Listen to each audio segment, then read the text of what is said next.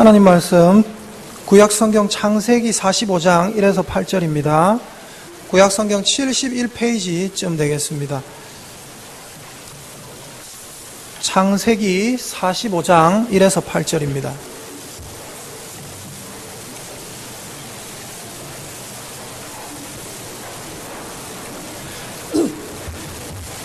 구약성경 창세기 45장 1에서 8절.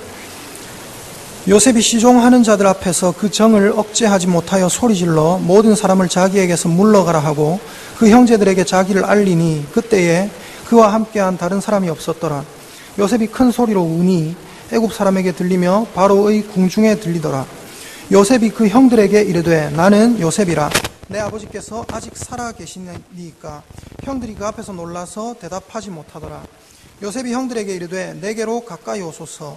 그들이 가까이 가니 이르되 나는 당신들의 아우 요셉이니 당신들이 애굽의 판자라. 당신들이 나를 이곳에 팔았다고 해서 근심하지 마소서, 한탄하지 마소서.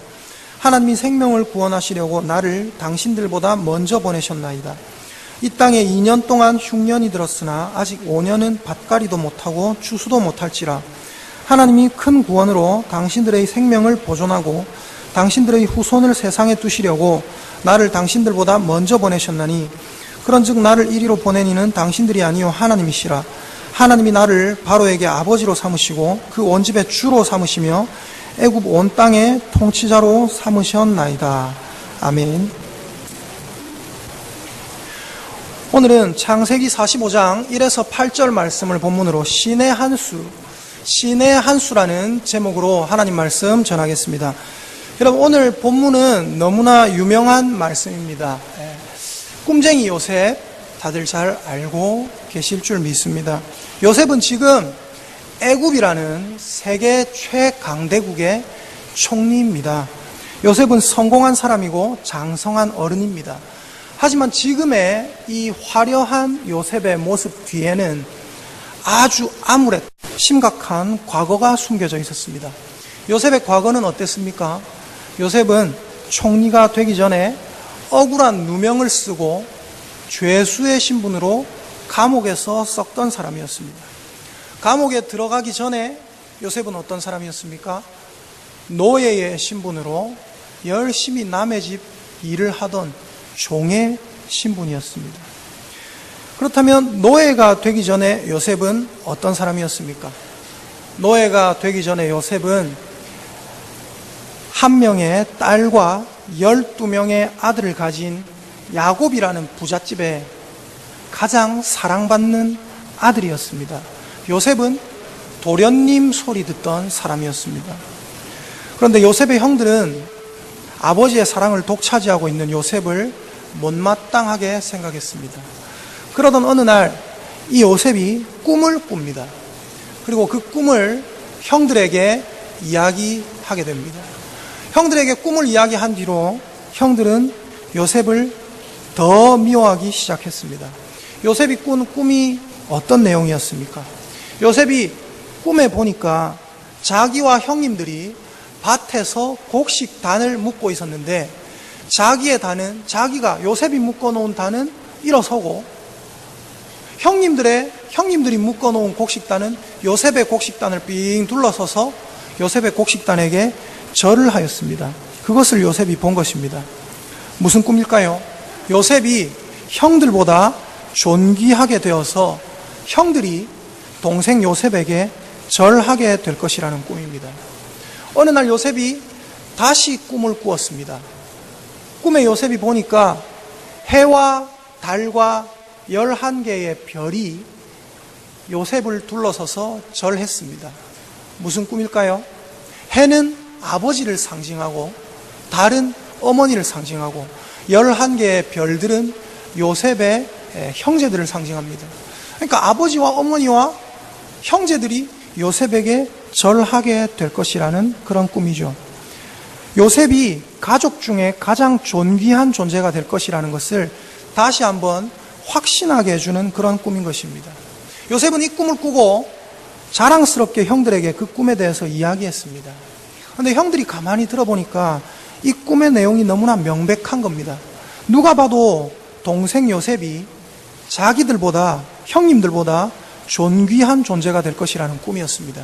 그래서 형들은 요셉을 미워하게 되고 요셉을 구덩이에 집어 던져버리고 지나가던 미디안 상인들에게 은 20개를 받고 요셉을 팔아버렸습니다. 그리고 그때부터 요셉의 인생은 꼬이게 되었습니다. 아버지의 사랑받던 귀한 부잣집 도련님에서 졸지에 노예의 신세, 종의 신세가 되어버렸습니다. 그리고 노예의 신세에서 졸지에 죄수의 신분이 되어버렸습니다. 요셉은 나락을 맛보았습니다. 도련님 소리 듣던 사람이 인생의 제일 밑바닥까지 떨어지게 된 것입니다. 하지만 요셉은 하나님의 크신 섭리 속에서 애굽 왕 바로의 꿈을 해석하고 다가올 7년의 풍년과 다가올 7년의 흉년을 예언합니다. 그리고 바로에게 그 꿈에 해석한 지혜를 인정받아서 결국 죄수의 신분에서 세계 최강대국 애굽의 총리가 되었습니다. 아마 요셉처럼 이렇게 신분의 변화를 많이 겪은 사람도 참 드물 것입니다. 부잣집 도련님에서 노예가 되었다가 그 노예에서 열심히 일해서 인정받아서 노예 중에 우두머리가 되었는데 거기서 또 누명을 써서 죄수가 되었습니다. 죄수가 되었는데도 불구하고 열심히 일하고 열심히 성실하게 했더니 거기서 인정받아서 죄수 중에 또 우두머리가 되었습니다. 그런데 거기서 하나님께서 건져내셔서 총리가 된 것입니다. 제3자의 입장에서 봐도 참으로 파란만장한 인생인 것 같습니다. 만약에 여러분이 이런 인생을 살았다면 어떤 생각을 하셨겠습니까? 제가 이런 인생을 살았다면 저는 아마 이런 생각을 했을 겁니다. 내 인생은 왜 이렇게 안정적이지 못할까? 내 인생은 왜 이렇게 파란만장할까? 누구나 이런 의문을 가지지 않겠습니까? 요셉도 사람이었기 때문에 신분의 변화를 겪을 때마다 파란만장한 자신의 인생에 대한 의문을 가졌습니다. 그리고 그 의문에 대한 해답을 찾기 위해서 애를 썼습니다. 그러나 요셉의 의문은 단순히 내 인생은 왜 이렇게 파란만장할까 하는 신세 타령과는 조금 다른 종류의 어떤 것이었습니다. 요셉의 의문은 어린 시절 자신이 꾸었던 생생했던 꿈과 관련 있는 것이었습니다. 요셉은 틈만 나면 생각했습니다. 그때 그 어린 시절에 꿨던 나의 그 꿈은 무슨 의미였을까? 지금도 내가 눈만 감으면 형들의 곡식단이 내 곡식단에 절하는 그 모습이 보이는 듯한데 너무나 생생했던 그 꿈은 아무 의미도 없는 것이었는가? 해와 달과 11별이 나에게 절하는 그 꿈, 도대체 그 꿈은 무엇이었을까? 요셉은 계속해서 이 의문을 가지고 살았습니다. 요셉은 총리가 되어서도 그 꿈을 생각하며 질문했습니다. 도대체 그 꿈은 무엇이었나? 왜 나는 가족들과 떨어져서 이 먼 애굽 땅까지 오게 되었나? 도대체 내가 무슨 죄를 지었기에 나는 이 낯선 땅 애굽에서 힘들고 외롭게 살아야 되는가? 그러나 요셉은 아무것도 알 수 없었습니다. 요셉은 총리가 되면서 애굽 왕의 주선으로 제사장 보디베라의 딸 아스낫이라는 여자와 결혼했습니다. 낯선 땅에서 성공했고 가정도 꾸렸지만 요셉의 이 의문은 사라지지 않았습니다. 어린 시절 내가 꿨던 그 꿈은 무슨 꿈이었나? 나는 무엇 때문에 이 낯선 땅에 고생하면서 살아야 하는가? 외롭게 살아야 하는가? 요셉은 늘 그 의문을 가지고 있었습니다. 그러다가 요셉이 첫 아들을 낳습니다. 첫 아들을 낳고 그 아들의 이름을 므낫세라고 이름 짓습니다. 므낫세는 잊어버리다라는 뜻입니다.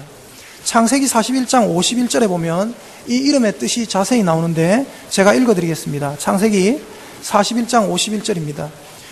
요셉이 그의 장남의 이름을 므낫세라 하였으니 하나님이 내게 내 모든 고난과 내 아버지의 온 집 일을 잊어버리게 하셨다 함이요.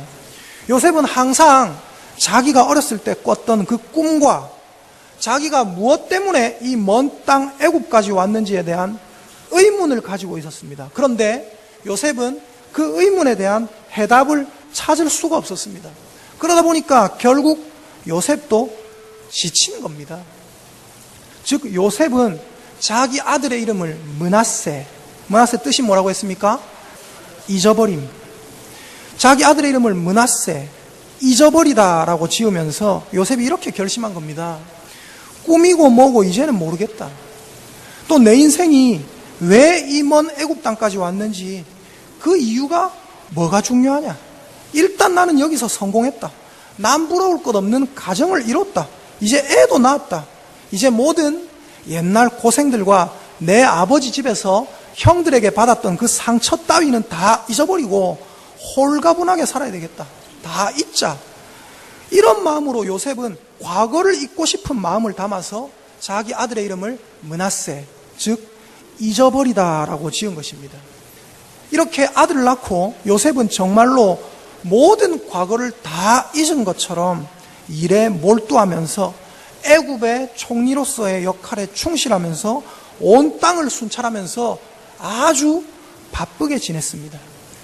요셉이 해석한 바로의 꿈처럼 실제로 온 땅에 7년 동안 어마어마하게 풍년이 들더니 곧 엄청난 흉년이 들기 시작했습니다. 온 세계의 사람들이 굶주리기 시작했습니다.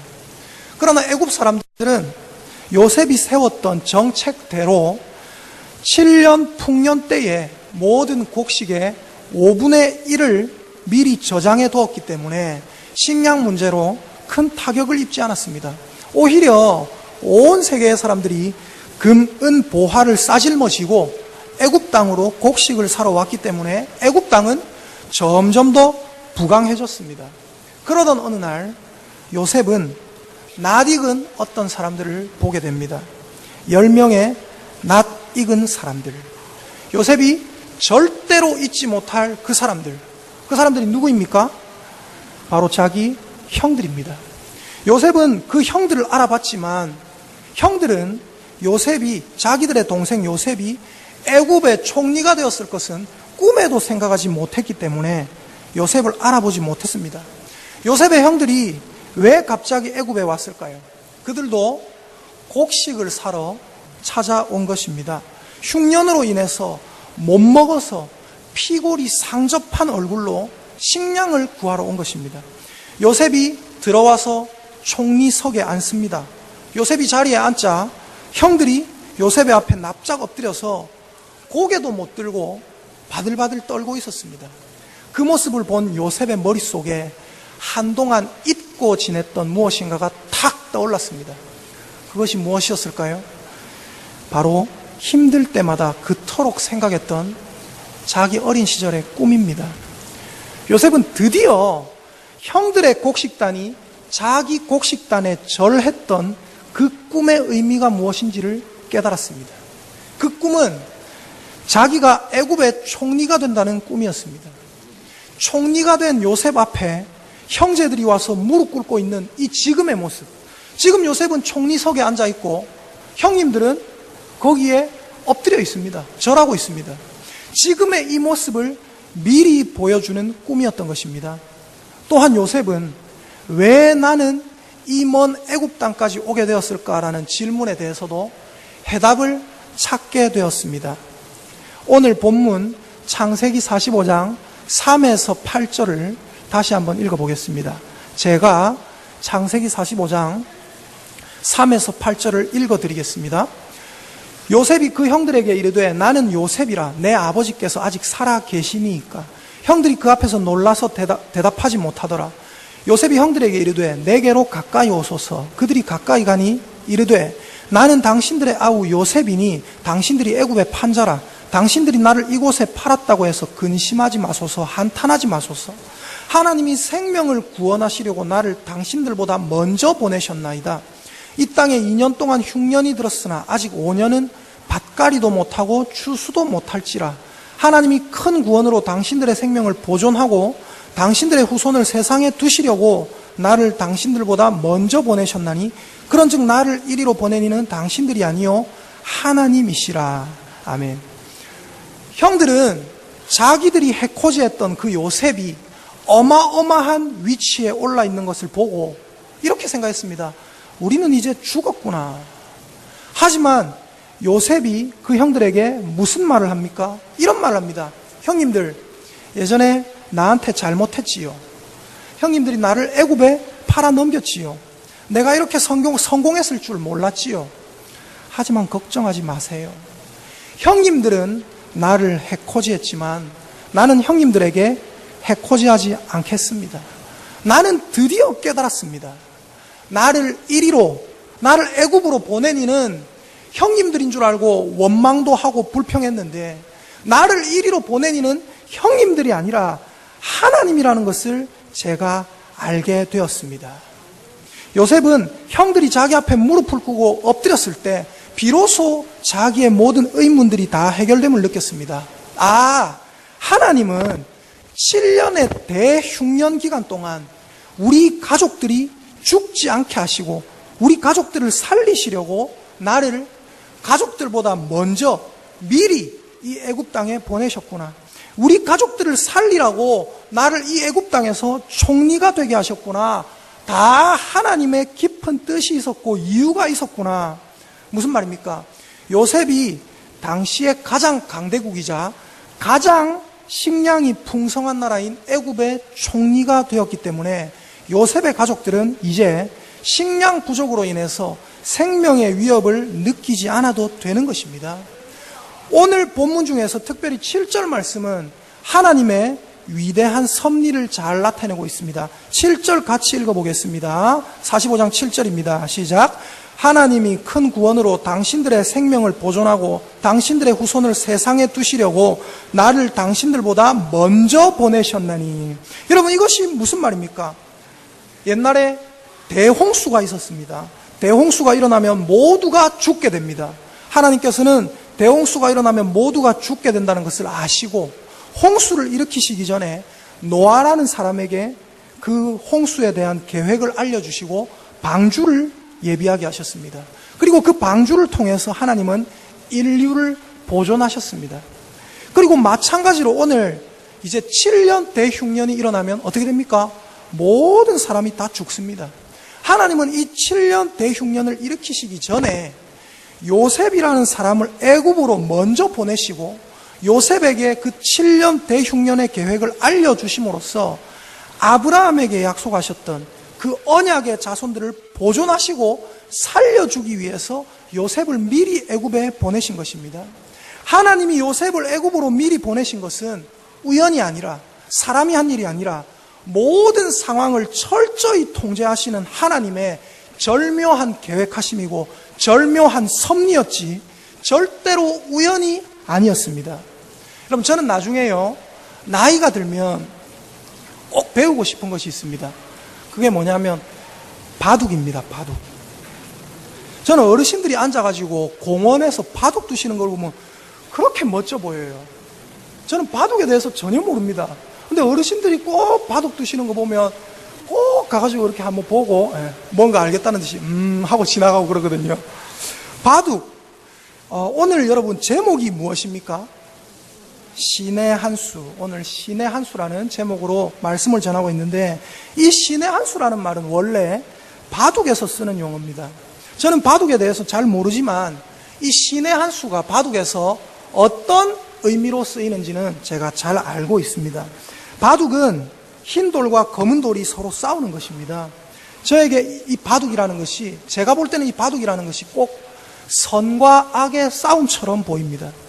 악은 선의 계획을 방해하고 선은 악의 계획을 저지하면서 서로 싸우는 겁니다.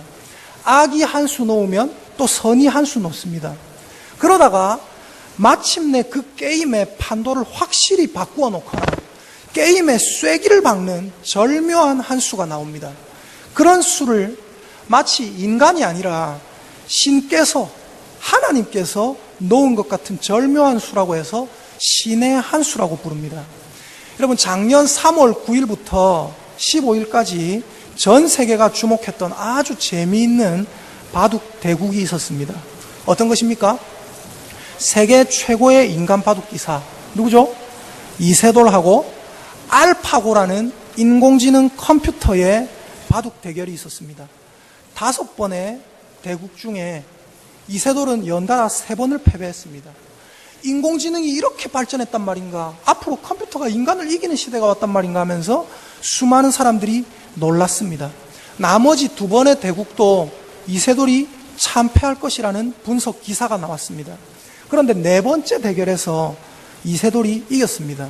그리고 이세돌에 관한 기사가 마구마구 쏟아져 나왔습니다. 그 기사들의 내용은 대부분 이랬습니다. 4번째 대국에서 이세돌의 78수는 신의 한 수였다. 비록 그 다음 경기도 이세돌이 져서 4대1로 컴퓨터가 이겼지만 4번째 경기 중에 이세돌이 놓았던 그 78수는 신의 한 수로 세계 바둑 역사에 기록됐습니다. 이세돌이 78번째 돌을 정말 절묘하게 놓았기 때문에 세계 최강의 컴퓨터를 이길 수 있었다는 말입니다. 고수들과 바둑이나 장기를 해보신 분들은 잘 아실 겁니다. 초고수일수록 어떻습니까? 한 수 한 수가 굉장히 중요합니다. 고수들의 바둑일수록 단 한 수 때문에 승패가 갈리기도 합니다. 고수들은 하수가 봤을 때 이해가 안 되는 곳에 바둑돌을 놓습니다. 고수가 돌을 하나 놓으면 하수는 생각하지요. 저 사람이 왜 여기 놓았을까? 그런데 조금만 시간이 지나보면 알 수 있습니다. 저 사람이 왜 저곳에 돌을 놓았는지 그 이유가 있었구나. 그런데 나는 전혀 알지 못했구나. 바로 거기서 고수와 하수가 차이가 나는 겁니다. 하수의 눈에 안 보이는 것이 고수의 눈에는 확실히 보입니다.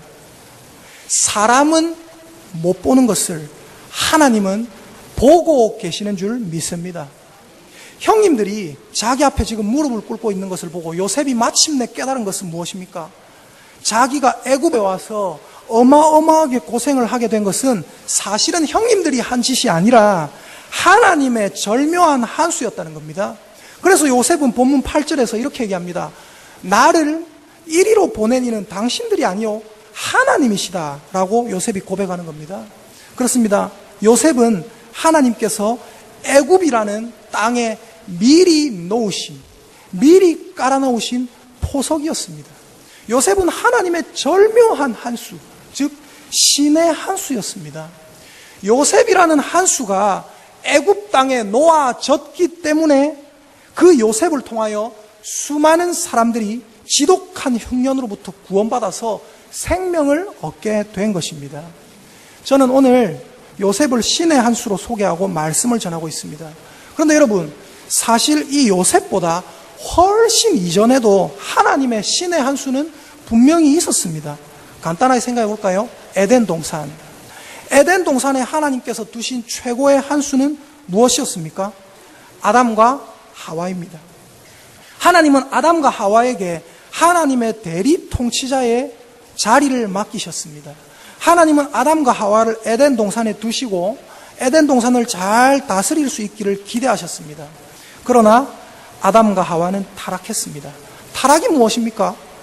떨어질 타자에 떨어질 락자입니다. 하나님이 주신 자기의 위치가 있는데 그 위치에서 떨어져 버렸다는 거예요. 하나님이 주신 위치를 잘 지키고 있어야 하는데 아담과 하와는 마귀의 꼬임에 넘어가서 하나님이 주신 위치에서 자기 마음대로 움직여 버렸다는 겁니다. 아담과 하와도 분명히 신의 한 수였는데 자기 마음대로 움직여 버리니까 실패 한 수가 되어 버린 것입니다. 그런데 여러분, 아담과 하와는 분명히 실패한 수가 되었지만 명백하게 성공한, 확실히 성공한 하나님의 한 수가 있습니다. 요셉보다 더 대단한 하나님의 절묘한 한 수가 있습니다. 그 최고의 신의 한 수가 성경에 기록되어 있습니다. 그 한 수가 무엇일까요? 바로 예수 그리스도의 십자가인 줄 믿습니다. 십자가에 달리신 예수님이야말로 하나님께서 이 땅에 놓으신 최고로 절묘한 신의 한 수였습니다. 하나님은 예수님이라는 최고의 한 수를 이 땅에 놓으심으로 죽음이라는 무기를 가지고 마음대로 휘두르고 있는 마귀의 권세를 완전히 꺾어 놓으신 줄 믿습니다. 예수님이라는 절묘한 한 수 때문에 우리 모두가 구원을 얻게 된 줄 믿습니다. 그리고 이 예수님이야말로 이 예수님이야말로 이 대단한 신의 한 수 때문에 우리는 미생에서 아직 살아있지 못한 자에서 완생, 이제 살아있는 인생이 된 것입니다. 부족하고 연약한 죽을 수밖에 없는 우리가 예수 그리스도의 그 공로를 통해서 우리도 신의 한 수의 대열에 들어가게 된 것입니다. 여러분, 그렇다면 왜 아담은 실패했고 예수님은 성공한 수가 됐을까요? 아담은 자기 뜻대로 마음대로 움직였지만 예수님은 하나님의 뜻에 자기의 뜻을 쳐서 복종시키셨기 때문입니다. 예수님의 겟세마네 기도를 잘 아시지 않습니까? 뭐라고 하십니까? 이 십자가의 무거운 잔을 내게서 지나가게 하옵소서. 그러나 내 원대로 마옵시고 아버지의 원대로 하옵소서. 우리는 이처럼 하나님이 나를 주관하실 수 있도록, 하나님이 나를 마음대로 놓을 수 있도록 하나님께 나를 완전히 내어드려야 할 줄 믿습니다. 나의 자아는 죽고 하나님의 뜻대로 있기를 원할 때 나는 신의 한 수가 되고, 이 부족한, 이 죄인, 더러운 나를 통해서도 하나님의 뜻이 성취되는 줄 믿습니다. 그런데 여러분, 이쯤에서 우리가 반드시 짚고 넘어가야 될 것이 있습니다. 그게 뭐냐면요, 우리 인생들은 누구나 노아, 요셉, 모세, 다윗, 예수님 같은 절묘한 신의 한 수가 되기를 원한다는 겁니다.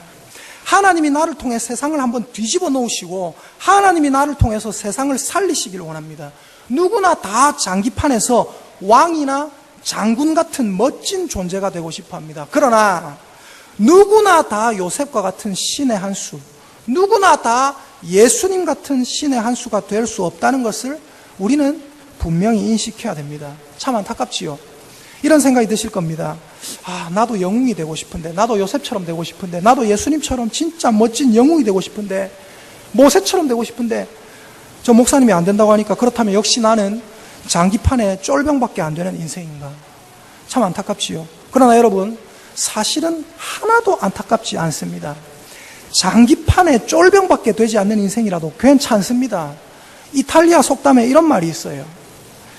장기가 끝나면 장군도 사졸도 모두 다 장기 망태기 속으로 들어간다. 여기서 웃음이 터질 줄은 전혀 생각도 못했습니다. 무슨 말입니까? 이 세상이 영원하지 않다는 겁니다. 이 짧은 인생에서 장군이나 쫄병이냐 전혀 중요하지 않다는 거예요. 이 땅에서 요셉과 같이 절묘한 신의 한 수로 영웅으로 활약한 사람도, 이 땅에서 별로 눈에 띄지 않게 평범하게 살았던 사람도 대략 100년 안에 다 죽습니다. 결국 죽어서 하나님 앞에 서게 되고 하나님의 재판을 받게 됩니다. 그런데 하나님은 우리 인생을 재판하실 때, 야, 너는 왜 요셉처럼 살지 못했느냐? 너는 왜 모세처럼 신의 한 수가 되지 못했느냐? 하나님은 그렇게 우리 인생을 재판하지 않습니다. 이스라엘의 유명한 랍비 중에 주시야라는 사람이 있습니다. 이 랍비 주시야는 이런 말을 했습니다. 저 천국에 갔을 때 하나님은 나에게 너는 왜 모세처럼 살지 않았느냐라고 묻지 않으실 것이다. 하나님은 나에게 너는 왜 주시야처럼 살지 않았느냐라고 물으실 것이다. 무슨 말입니까? 하나님은 우리 모두가 모세같이 되기를 원하는 게 아닙니다. 하나님은 우리 모두가 요셉 같은 영웅이 되기를 원하는 게 아닙니다. 하나님은 우리 모두가 예수님처럼 되기를 원하는 게 맞는데 하나님은 우리 모두가 그 큰 것을 감당해라고 이야기하시는 것이 아닙니다. 하나님은 우리 모두가 다윗처럼 되라는 것이 아니라 하나님은 우리가 우리 자신이 되기를 원한다는 겁니다. 요셉의 자리는 요셉의 자리고 모세의 자리는 모세의 자리예요. 하나님은 우리에게 너는 왜 네 자신이 되지 않느냐? 너는 왜 내가 준 너의 위치를 지키지 않느냐? 왜 내가 만든 너의 모습을 부정하느냐? 너는 너의 모습과 너의 위치가 마음에 안 들지 몰라도 그것이 내가 원하는 네 모습이라면 네가 그것을 받아들여야 되지 않겠느냐? 하나님은 그렇게 말씀하시는 겁니다. 우리가 오늘 본문에 나오는 요셉의 인생을 보고 배울 것이 있습니다. 그것이 무엇입니까? 요셉은 하나님이 주신 위치가 아무리 보잘것없더라도 그 위치를 철저히 지켰습니다. 이것이 우리가 요셉에게서 배울 점입니다. 요셉은 하나님이 자신의 인생을 노예라는 위치에 놓으셨을 때도 하나님의 큰 뜻을 알 수 없지만 그것을 받아들였습니다. 하나님이 요셉의 인생을 죄수라는 위치에 놓았을 때도 이해는 할 수 없었지만 그것을 받아들였습니다. 그리고 그 죄수라는 위치에서 최선을 다해서 살았습니다. 마침내 하나님은 요셉을 애굽의 총리라는 위치에 놓습니다. 그때도 요셉은 부족하지만 하나님이 주신 것을 받아들였습니다. 요셉은 하나님께서 아주 편하게 사용하실 수 있는 한 알의 바둑돌이 된 것입니다. 여러분, 우리 모두는 하나님의 도구입니다. 하나님께서 쓰시는 한 알의 바둑돌에 불과합니다. 인정하기 싫더라도 인정하셔야 됩니다. 우리는 하나님이 나를 이상한 위치에 놓으시는 것 같을 때, 하나님, 왜 저를 여기 놓으십니까? 이건 아니지 않습니까? 라고 말할 수 없습니다. 하나님에게는 우리가 감히 상상할 수도 없는 절묘한 계획이 있다는 것을 믿으시길 바랍니다. 우리는 하나님이 정하신 위치에 있어야 됩니다. 우리가 볼 때 하나님이 나를 사용하시는 방법이나 하나님이 주신 지금의 내 위치가 마음에 안 들 수 있어요. 하지만 하나님이 나에게 주신 지금의 위치가 나에게 최상의 위치라는 것을 믿어야 합니다. 하나님이 나에게 주신 회사가 지금 나에게는 최선의 직장이라는 것을 믿어야 합니다. 하나님이 나에게 주신 지금의 이 부모님이 나에게 있어서 최고의 부모님이라는 것을 믿어야 됩니다. 하나님이 나에게 주신 배우자가 최고의 여자고 최고의 남자라는 것을 믿으셔야 합니다.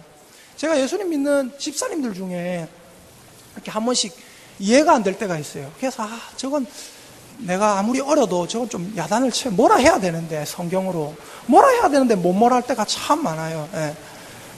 어떤 게 있냐면요, 분명히 이 중에도 있습니다. 제가 몇 번 봤거든요. 예수님 믿는 집사님이에요. 젊은 집사님입니다. 근데 자기 핸드폰을 딱 여니까 자기 아내 사진이 있는 게 아니라 웬 여자 연예인 사진이 있어요. 여자분들 웃으시지요? 여자분들은 더 심해요. 여자분들은 딱 열면은 무슨 장동건이니 소지섭이니 이런 사진이 막 핸드폰에 있어요. 자기 남편 보고는 배 나왔다고 안 좋아해요. 여러분, 그것이 잘못된 일인 거 아십니까? 그것이 죄입니다. 죄. 심각한 죄입니다. 하나님은 뭐라 하셨습니까? 내가 너에게 준, 남편 없는 사람도 있다. 아내 없는 사람도 있다. 근데 내가 너에게 줬는데 그걸 인정하지 못하고 다른 사람, 멋져 보이는 사람, 그런 거 핸드폰에 놓고 있는 거예요. 여러분, 이것은 굉장히 잘못된 일입니다. 그것은 죄입니다. 당장 하나님이 나에게 주신 내 아내 사진, 하나님이 나에게 주신 내 남편 사진으로 바꾸는 축복이 있으시기를 바랍니다. 하나님이 여러분, 아멘 나왔습니다. 하나님이 여러분에게 주신 위치를 지키세요. 하나님이 나에게 허락하신 모든 환경을 실수하지 않으시는 하나님의 놀라운 한 수로 받아들이시길 바랍니다.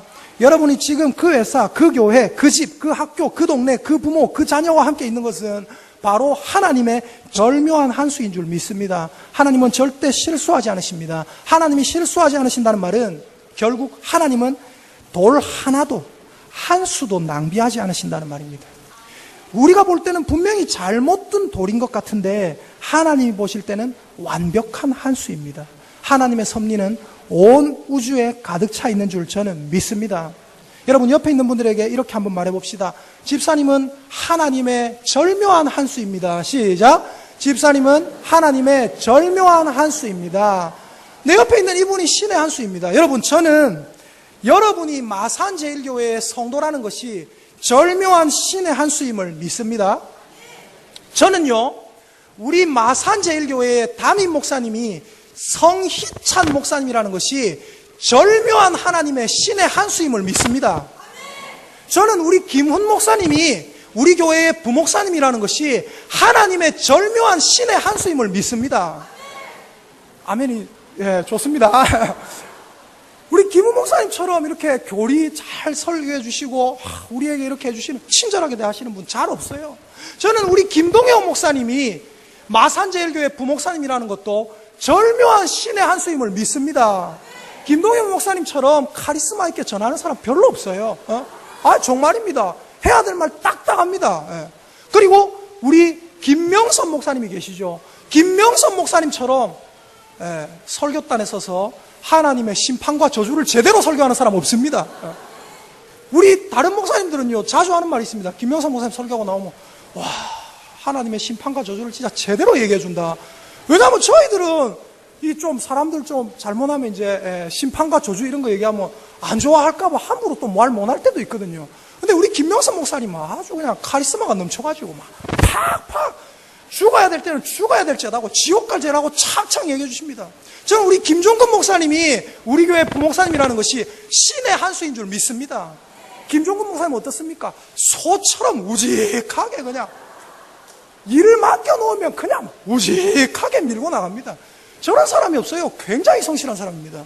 근데 여러분, 우리 교회 목사님들이 다 좋아요. 인격도 좋으시고 성품도 착하시고 뭐 설교도 잘하시고 정말로 막 친절하고 또 잘생겼고. 근데 한 가지 부족한 게 하나 있어요. 그게 뭐냐면 우리 하나같이 다들 재미가 별로 없어요. 그래서 우리 하나님께서 목사님들 좀 균형을 맞추라고 저같이 웃기고 약간 개그맨 같은 목사를 이 교회에 보내신 줄 믿습니다. 그러고 보면 어떻습니까? 마지막에 아멘 좀 크게 해주시면 좋을 텐데. 그러고 보니까 이 김동욱이라는 희한한 목사도 마산제일교회 부목사가 된 것이 신의 한 수인 줄 믿습니다. 여러분, 이제 결론을 맺겠습니다. 하나님은 한 수도 낭비하지 않으십니다. 하나님은 우리 모두를 절묘한 위치에 놓으셨습니다. 물론 우리는 장기판의 쫄병에 불과할 수 있어요. 그러나 쫄병이 입구를 딱 막아주고 있기 때문에 적군의 자, 마, 포, 상 같은 영웅들이 함부로 침범하지 못한다는 사실을 아십니까? 지난 목요일에 뉴스를 보는데 영화배우 송강호 씨의 인터뷰가 나오더라고요. 거기서 송강호 씨가 이런 말을 했습니다. 저는 영화 한 편이 세상을 바꿀 수 있다고 믿습니다. 여러분, 솔직히 영화 한 편이 어떻게 세상을 바꿉니까? 그래서 저는 속으로 아이고, 영화 한 편이 세상을 바꾼다고 말도 안 되는 말씀하시네 하면서 냉소적으로 봤어요. 그런데 나중에 송강호 씨의 설명을 듣고 나서 저도 적극적으로 공감하게 됐습니다. 그 설명이 이렇습니다. 영화 한 편은 아주 작은 것일지 모르지만 그것이 하나하나 모이고 축적되면 세상에 긍정적 영향을 미칠 수 있고 큰 희망을 줄 수 있고 나아가서 세상을 바꿀 수 있다. 그렇습니다. 여러분, 우리는 아주 작은 존재입니다. 우리는 모두 장기판의 쫄병에 불과할 수 있습니다. 나 혼자서는 전체 상황을 별 영향을 미치지 못하고 판도에 아무 영향도 미치지 못할지 모릅니다.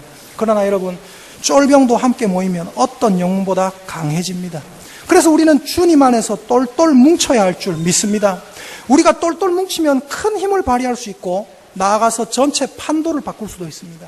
하나님은 예수님이라는 절묘한 신의 한 수를 놓으시고 그 예수님을 포석으로 삼아서 예수님 안에서 이 교회의 모든 사람들을 하나하나 다 절묘하게 사용하고 있는 줄 믿습니다. 식당에서 봉사하시는 분 있습니까? 식당이라는 위치를 잘 지키시길 바랍니다. 차량으로 봉사하시는 분 있습니까? 위치를 잘 지키시길 바랍니다. 찬양대로 봉사하시는 분 있습니까? 그 위치를 잘 지키시길 바랍니다.